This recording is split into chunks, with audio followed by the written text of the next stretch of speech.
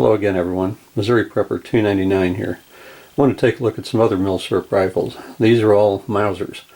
The one in the very front is a German K98K that was captured by the Yugoslavians. And actually these four rifles show kind of a lineage. The K98K being the German version, like I said, was captured by the Yugoslavians. We'll take a look at some of the particulars of it a little bit later on. The next rifle in line was built around 1912 and then re-arsenaled in 1961 by the Chilean government. And of the four rifles we've got there, this is the only one that's in 308 or 7.62 by 51 NATO. Next behind that, the third one in a row right here, is a recent purchase that I have. It's an M2447 Mauser, also Yugoslavian. It shoots 8mm. And on the very back is the last Mauser ever made. It's the Yugoslavian M48A. Now let's take just a brief look at each one of these. This particular K98K was captured by the Yugoslavians. Don't know exactly when, but as you can see, it's been scrubbed. It no longer has any of the markings that were originally on the Mauser, and now has a Yugoslavian crest on it. On the other side here, let me turn her around. You can still see on the side of the action, it says, see if I can get it to focus there a little bit, Model 98. A lot of the bluing is gone. Has the fully bent bolt. This particular one has a bolt that was taken probably off of another rifle and fitted to this one, and then was renumbered at the arsenal. Also has a fully machined floor plate. All the capture screws for the trigger guard. Typical ladder sights. Side mounted sling. And this early forend cap. I always kind of like those. All the other rifles I've got have the more modern version. We'll take a look at some of those here in a minute. It's got the hooded front sight. And you have your place in the stock here for your sling. And the sling keeper. Along with this button here, which is used to disassemble the bolt. We'll take a look at some of that here a little bit later on. All in all, this is an extremely fine rifle. Shoots very well. The bore is still in very good condition. And yeah, what can I say? It's an 8mm wonder. These are always, the Mausers are always a very good choice for Milsurp firearms. They generally shoot very well. The 8mm round will take down about anything. The Milsurp ammunition that I buy is probably running, I think, about $5 for a box of 15. And I usually buy them in case lots. The next one up for grabs here is actually my earliest rifle. This one was built around 1912. As you can see right up here, it says Modelo 1912-61.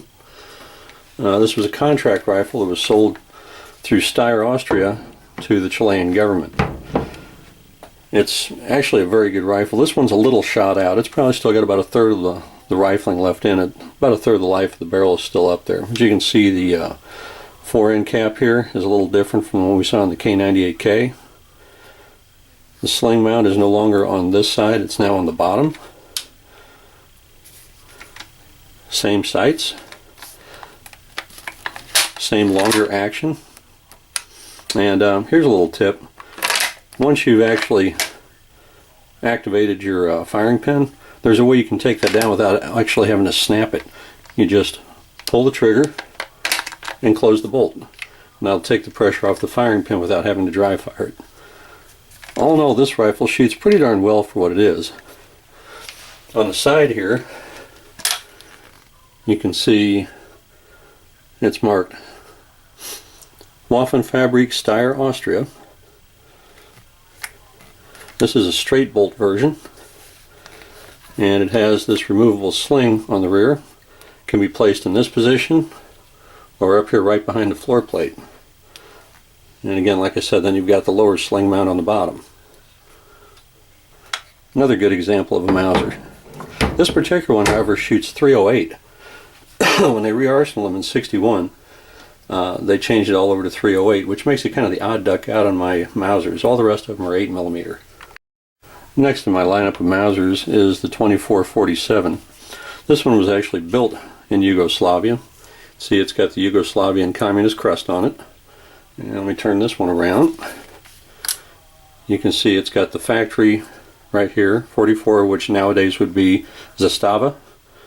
It's marked 2447. Same Mauser bolt. This one also had a rematched bolt in it out of another rifle. Just shot it today actually, and this is a very good shooting rifle. It's doing about 4-inch groups at 100 yards with just the iron sights. Same sights we saw in the others. Also has the sling underneath, both the fore and aft. Machine floor plate. Same front end cap. Same hooded sight.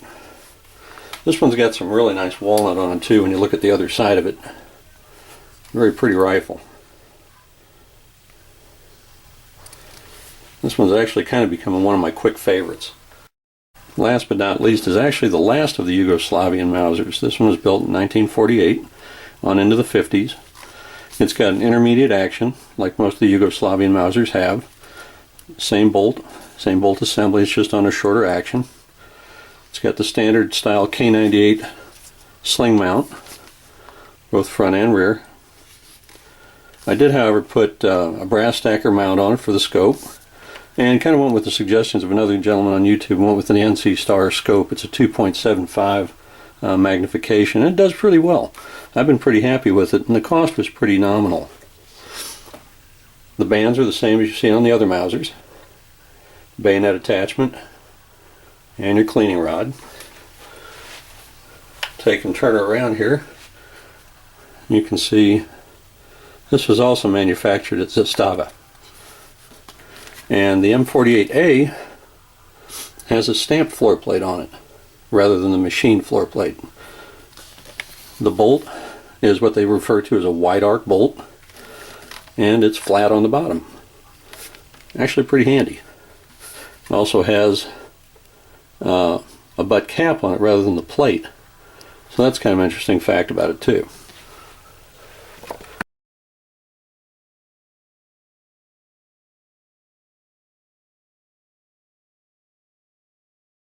Now to disassemble your bolt, you'll notice right here is a little plunger.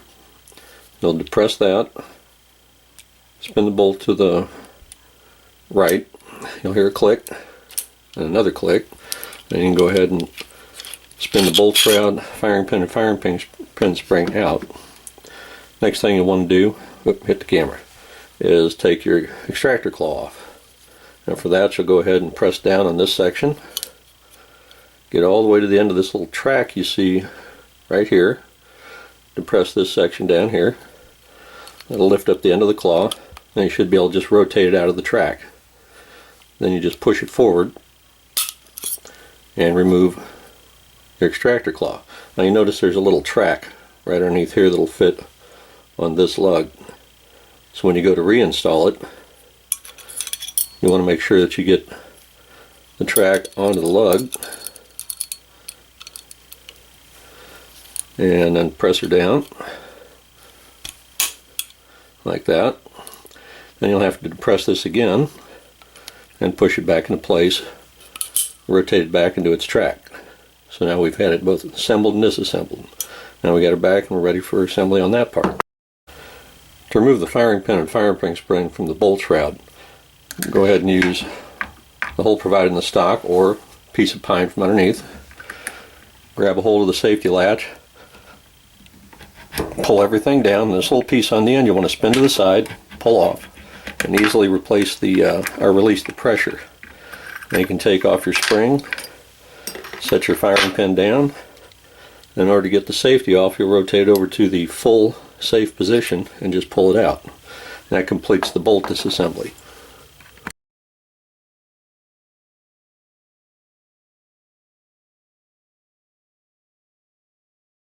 Alright, to reassemble the bolt, line up your lug with the track.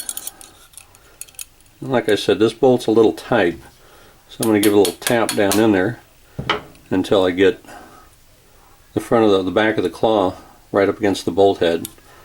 And I'll press down and slide that back into position.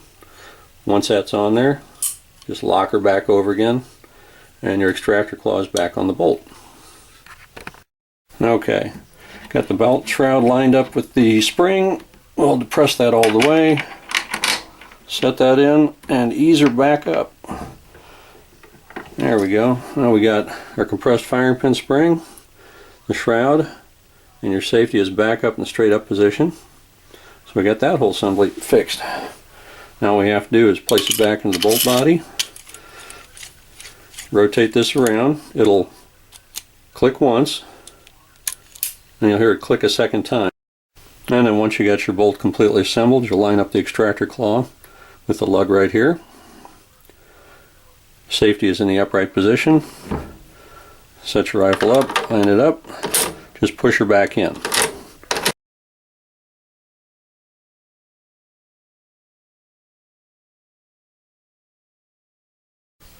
Here you can see an example of the kind of groups you can expect out of the Mauser. I'm shooting at about a 3.5 inch group. That one particular group was out of the M48A with the scope on it.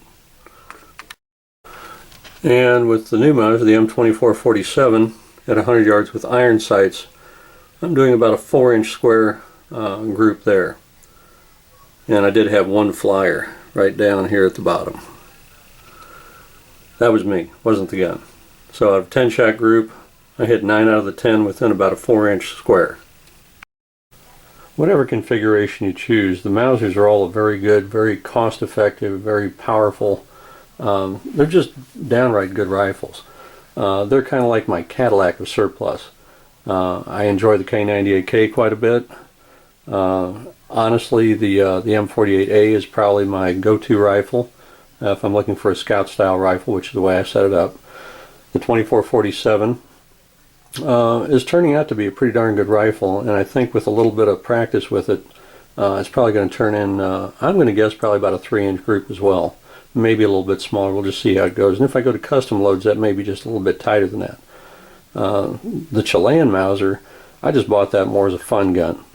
But for whatever reason you decide to get them, Mausers are still pretty inexpensive. The ammunition is very cheap. And I think this is something you'd really enjoy to have in your collection. Thanks for watching.